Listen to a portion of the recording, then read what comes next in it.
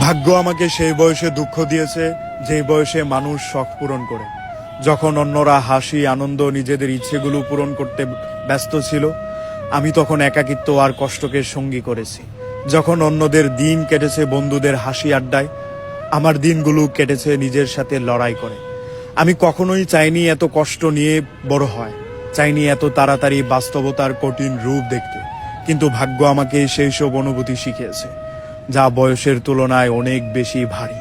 আমাকে শিখিয়েছে হারিয়ে যেতে, শিখিয়েছে কষ্ট সহ্য করতে, শিখিয়েছে কিভাবে নীরবে চোখের জল ফেলতে হয়, যেন অন্য কেউ টেরও না পায়। সবাই বলে সময় সবকিছু ঠিক করে দেয়, কিন্তু কাকে বলবো?